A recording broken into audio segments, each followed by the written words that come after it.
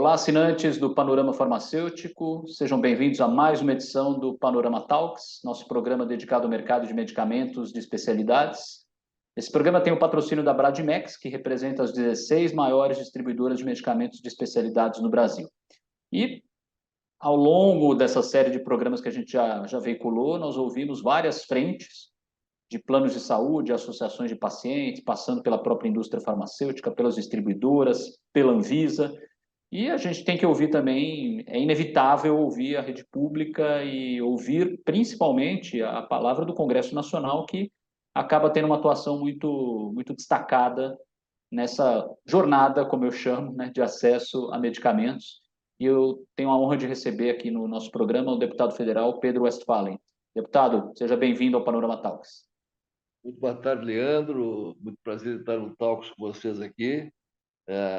Realmente, o parlamento tem uma importância muito grande aqui nessa casa, que é a casa do dissenso, onde avanços e recursos da sociedade acontecem. É importante fazer com que os parlamentares tenham conhecimento do que estão propondo, das políticas públicas que daqui saem para ser executadas, e os medicamentos, sem dúvida nenhuma, são de responsabilidade da indústria, que investe mais de 18% em pesquisa, né? E que tem contribuído em muito para que patologias crônicas sejam bem atendidas. Tudo isso tem um custo, tudo isso tem que haver uma sinergia entre público e privado. É fundamental. A pandemia nos mostrou isso também, né? E como se consegue avançar, e esses avanços passam pelo parlamento, não tenha dúvida nenhuma. Portanto, parabéns por colocar o parlamento nessa discussão. No que eu puder colaborar, vai ser um prazer muito grande. Perfeito, deputado. Obviamente, alguns dos nossos espectadores devem já conhecer a sua atuação, mas para contextualizar, o deputado Pedro Westphalen, ele é o idealizador da Frente Parlamentar Mista de Defesa do Serviço da Saúde, que traz no seu bojo uma série de propostas muito interessantes para ampliar a adesão a tratamentos de mais complexidade e também o próprio acesso a medicamentos. E a gente, né, me chamaram a atenção alguns pontos, né, dessas propostas que com certeza a gente vai destacar um pouco mais aqui. E um deles, né, acaba sendo naturalmente o assunto do momento, é a reforma tributária. Há uma preocupação, evidentemente, né, com a definição, em relação à definição de alíquotas, a definição de benefícios, isenções que, de alguma forma, calibraram um pouco o acesso a medicamentos de especialidades no Brasil e atividade setorial em particular. E queria, obviamente, comentar a respeito da reforma tributária, o que esperar dela e como pode ser como trabalhar para evitar o impacto direto aos medicamentos, né, que são são bens essenciais e que não podem deixar de faltar nos tratamentos dos brasileiros. Exatamente. Aí passa por financiamento, né? Você fala que a saúde ela tem 3 eixos principais, que é o acesso, a qualidade e o financiamento. Então, os 3 eixos, em cima desses 3 eixos, você trabalha saúde, a prevenção, promoção, tratamento, enfim. E a reforma tributária, ninguém discute a necessidade dela. Eu até acho que ela deveria ter vindo depois da administrativa. Tinha que ter o reforma administrativa, mas depois da reforma tributária. Mas inverteu-se, já passou aqui na Câmara, o setor saúde foi, de certa maneira, compreendido que não poderia ser penalizado com mais impostos, com aumento de impostos. A simplificação ninguém discute. Nós temos aqui o emaranhado de impostos do Brasil, que nem os especialistas conseguem compreender.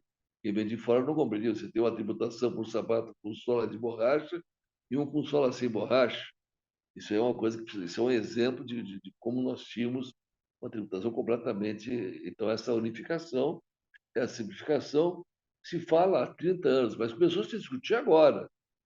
No Congresso do Senado, se aprovou em primeiro turno, e aí houveram avanços segmentares importantes, e um deles foi na saúde, que se sentiu contemplada. O deputado Aguinaldo, a quem quero cumprimentar, soube escutar, soube absorver, soube colocar no projeto, excepcionalizando a saúde e a educação, que precisavam ser, e também o setor primário, o setor agrícola, que é o que mais emprega no Brasil, fazendo com que pudesse haver avanço. Ainda precisa melhorar muito, e acredito que o Senado vai fazer essa melhora, principalmente entre uma equalização entre serviços, indústria, que precisa ser feito, mas nós não podemos fazer com que haja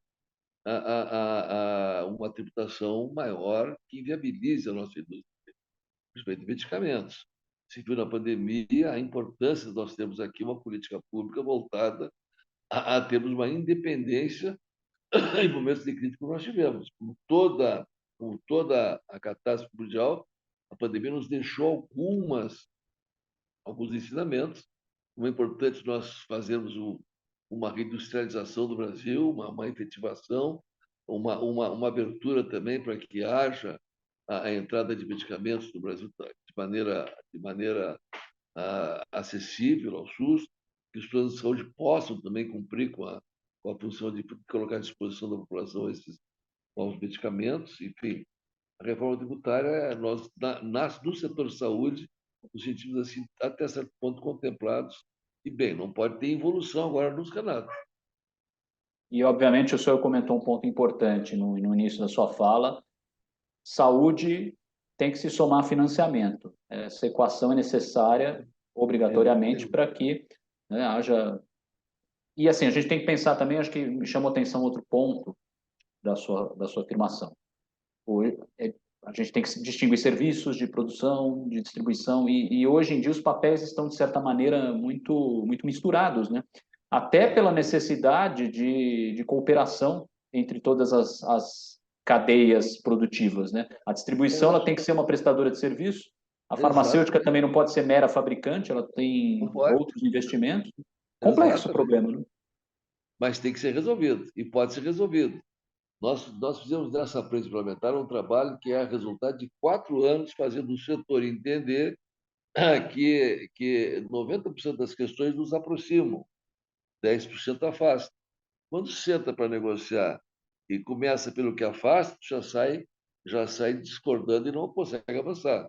Quando tu consegue sentar para conversar do que converge, e o que nos aproxima a todos, indústria, hospitais, privado, público, laboratório, produtor, o paciente, isso, Júlio. Todos nós temos as nossas voltadas para a qualidade de atendimento ao paciente. O medicamento parece ser caro, mas evita quantos hospitalizados? Asma grave, maltratada, por exemplo. O paciente vai internar 20 vezes ao ano. É muito caro o remédio para asma grave? Você customizou todo o processo? Não é verdade, não? Então, a empresa investe 18% no mínimo em pesquisa para chegar a um produto que possa ser útil e evitar internações e prolongar a vida do paciente com qualidade. Uma doença rara, o ano passado presidia uma comissão especial de doenças raras, e eu me aprofundei nesse estudo, precisa ter um tratamento adequado. Existe às portas do nosso país medicamentos prontos a serem utilizados. É caro, sim, mas tem que haver uma maneira de financiar isso aí e colocar à disposição da população, tanto do privado quanto do público. Nesse aspecto, o senhor entende que cooperações público-privadas são mais do que necessárias? Cooperações, Essenciais, eu eu acho digo que práticas, né? Não digo apenas no campo do diálogo, né? Mas não, também. práticas, tem que sentar, tem que conversar. Acho que a pandemia nos deixou muito claro isso aí. Você viu a importância do Sistema Único de Saúde na pandemia, pela ramificação que tem, chega em qualquer canto do país, né? Foi fundamental, mas também a essencialidade da saúde suplementar, que atende 50 milhões de brasileiros, né? Nós temos que fazer com que haja sustentabilidade para ambos os planos aí, né? Tanto governamentais quanto dos privados. E nesse meio se vê também a importância da indústria nacional, das distribuidoras, dessa interação com. Nós não podemos ter preconceito nenhum, mas houve uma situação aqui em determinada fase da pandemia que faltou rocurônico, não tinha medicamento. Teve que fazer uma operação quase que de guerra aqui. Eu trabalhei na única comissão que funcionou, que foi a Comissão de Enfrentamento ao Covid, presidida de maneira competente pelo deputado Luizinho. Eu fiz parte dela, até por expedi, peguei Covid e quase fui, mas graças a Deus, aos medicamentos, ao avanço da medicina, né, consegui sair de uma intubação de 15 dias e estamos aqui hoje trabalhando. Né?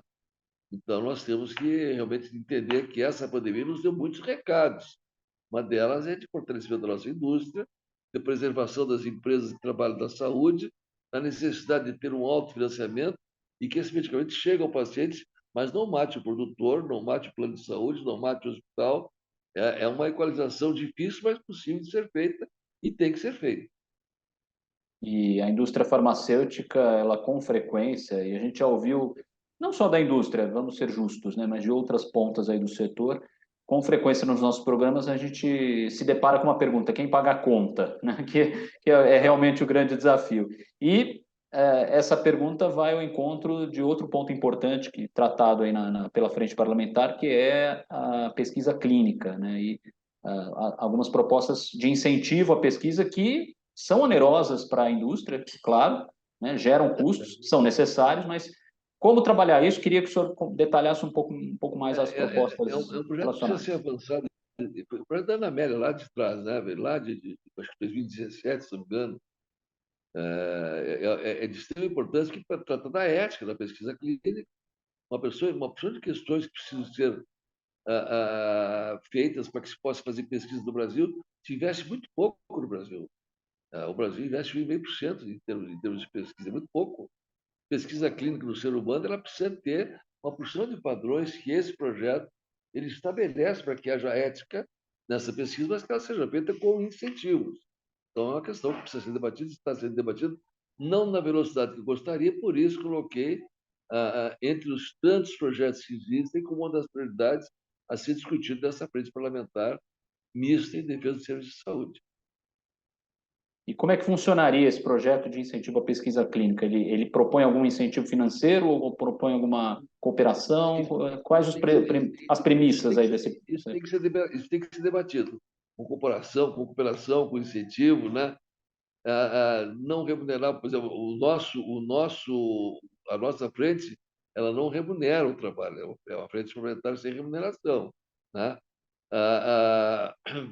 Olha aqui, tem um tema aqui, ó, é a verdade da remuneração do participante ou a concessão de qualquer tipo de vantagem por sua participação em pesquisa clínica. Se tu vai participar, tu não pode ter vantagem. Entendeu? Não? É isso que precisa ser feito. Ah, a importação e fabricação e uso de medicamentos, produtos e dispositivos médicos e experimentais devem ser autorizados pela autoridade sanitária. Nós temos que ter segurança sanitária nisso aí. Entende? Nós precisamos ter segurança sanitária. Após o término da pesquisa, o patrocinador garantirá aos participantes o fornecimento gratuito, né, e por indeterminado medicamento experimental, que tenha apresentado melhor eficácia e maior eficácia em relação ao risco-benefício mais favorável que o tratamento da comparação. Então, são várias vertentes que precisam ser debatidas com a indústria, ser debatidas no Congresso, porque vai virar lei. E essa lei não pode ser inviabilizada, não pode inviabilizar a indústria, não pode inviabilizar a pesquisa, e tem que trazer resultados para o paciente, que é o fruto desse projeto, é um dos projetos. Me Perfeito. preocupa muito me preocupa muito aqui um tema, análise ética da pesquisa clínica, né? Com emissão de parecer, não poderá ultrapassar o prazo de 30 dias da data de aceitação da integralidade. É uma porção de questões que são, aí, se você ler o projeto todo aqui, tem muitas, mas basicamente são os pilares que nós temos que ter de sustentabilidade para que isso possa avançar e evoluir dentro de um padrão médico com resultados à indústria e com resultados para o paciente. Sem dúvida. E a gente, obviamente, né, vem falando sobre pesquisa clínica no Brasil e não há como, né, discutir a pesquisa clínica nesse atual momento sem atrelá-la à inteligência artificial e à tecnologia. E Que, sem né, que haja, evidências éticas e científicas muito grandes, tem que haver.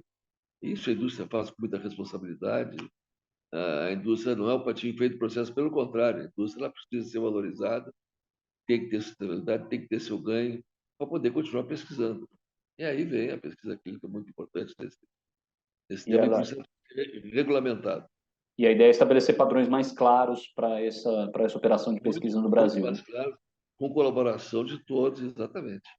E me fala um pouquinho da Avançar. inteligência artificial, que ela também é um dos pontos relevantes aí do projeto da Frente Parlamentar. Veio para ficar a inteligência artificial, né? veio para ficar. É um dos temas que hoje não pode fugir de qualquer discussão.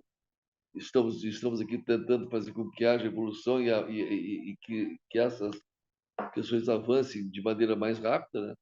Hoje a inteligência artificial tem que ser utilizada e há um mecanismo que está à disposição, bem como o prontuário eletrônico. É outro tema que está aí, nós temos aqui também. O prontuário eletrônico ele vem para simplificar o processo de atendimento e de cadastro do paciente. E a inteligência artificial está intimamente ligada a isso. Isso nos facilita a fazer com que o paciente tenha nesse prontuário eletrônico, por exemplo, a sua vida toda ali, em todo o país, no público e no privado. Vai constar lá em Cruz Alta da minha cidade, eu tenho um prontuário que eu acesso e tenho acesso à sua vida, mantendo os padrões éticos, mantendo a privacidade.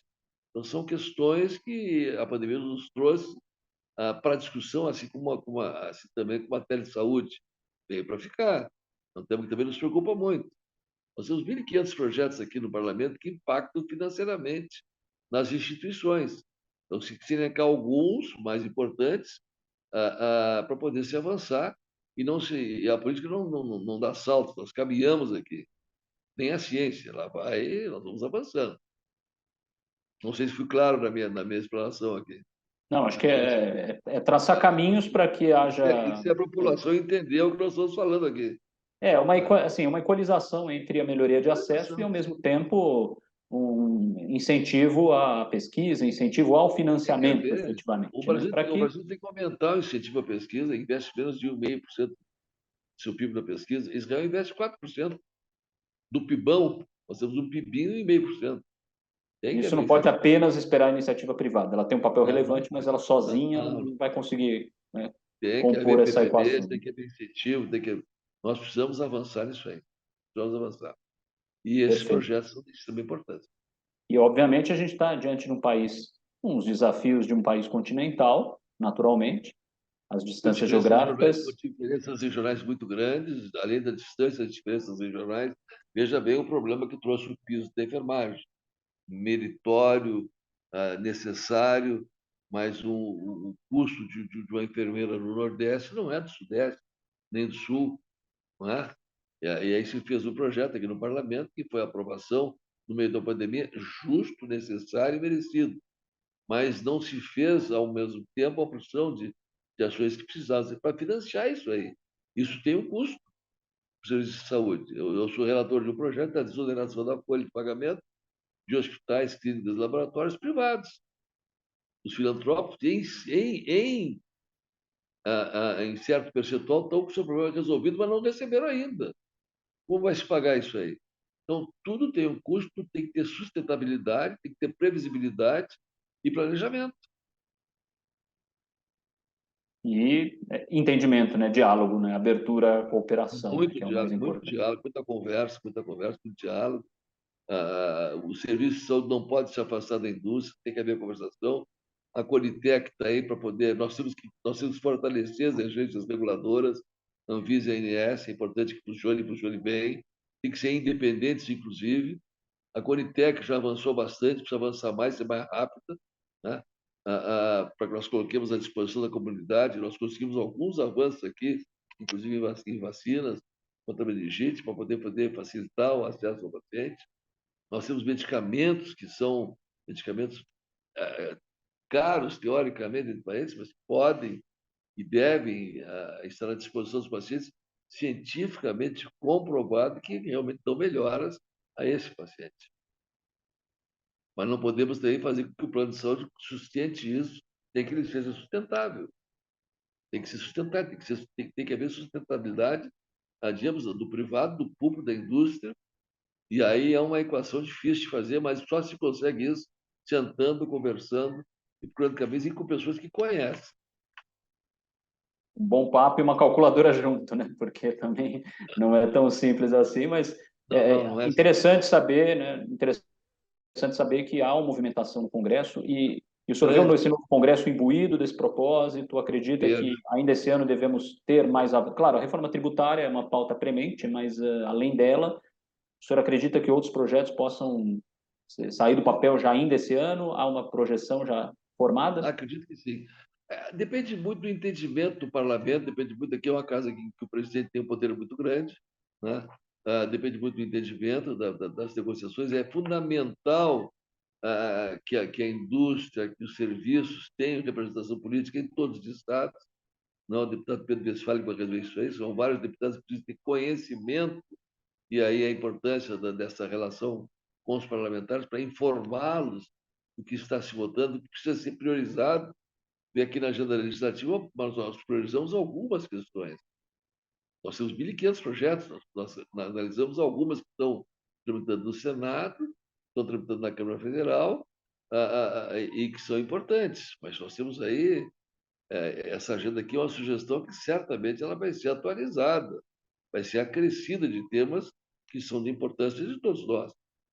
Sobre a acreditação, a qualificação de gestão, nós temos um percentual muito pequeno de unidades hospitalares acreditadas no Brasil. Isso é um dos temas que precisa ser feito como Programa Nacional de Saúde. Isso é importante ser feito. Uma lacuna de atendimento, né? Eu Claramente. acredito, eu acredito muito em programas nacionais. Eu fiz os primeiros transplantes de rim no interior do Rio Grande do Sul, em 1984, que tinha um Programa Nacional de Transplantes. Aí facilitava esse acesso. Né? O Programa Nacional de Imunização do Brasil é um programa nacional exemplar do mundo inteiro. Mas é um programa nacional. Nós precisamos ter, realmente, no Ministério, programas nacionais na área da saúde que funcionem muito bem. Com certeza. A conversa poderia se estender muito mais, evidentemente, mas nosso tempo é curto. Mas, de qualquer forma, deputado Pedro Westphalen, agradeço pela sua presença, pela colaboração e aqui na expectativa para que o Legislativo consiga acelerar as tramitações em defesa do acesso à saúde e, como o senhor mesmo disse, o interesse, no final das contas, é um só, é o paciente no centro. Espero ter podido contribuir um pouco da importância do parlamento. Nós, todas as terças-feiras de manhã, nos reunimos para tratar dessa agenda aqui, além dos eventos, das audiências públicas. Nós, semanalmente, estamos trabalhando esses temas e estamos fazendo com que as instituições trabalhem os seus deputados para levar informações a eles do que se trata, que o parlamentar não tem obrigação de saber. Eu, por exemplo, não conheço economia. Eu preciso ser informado por quem conhece economia. Mas eu conheço um pouco saúde. Então, esse grupo que está trabalhando em torno desse tema e de maneira gratuita, não há nenhuma, não há remuneração nesse trabalho, é um trabalho em que a indústria também está sendo e estão com as portas abertas para conversar conosco. Nós estamos aqui para poder fazer de maneira conjunta com que o paciente seja beneficiado. Perfeito, deputado. Obrigado mais uma vez pela presença e esperamos nos ver em breve. Um abraço, muito obrigado pela oportunidade. Longa vida ao Talks aí, que nos consigo trazer esses temas sempre à discussão. Estamos aqui à disposição. Um abraço, Leandro. Obrigado a todos vocês por acompanharem mais uma edição do Panorama Talks. E fica aqui uma dica. Acesse esse e outros vídeos no nosso portal, panoramafarmacêutico.com.br. Inscreva-se no nosso canal no YouTube, ative as notificações e também não deixe de acompanhar nossos conteúdos pelas redes sociais e grupos de mensagem no WhatsApp e Telegram. Grande abraço.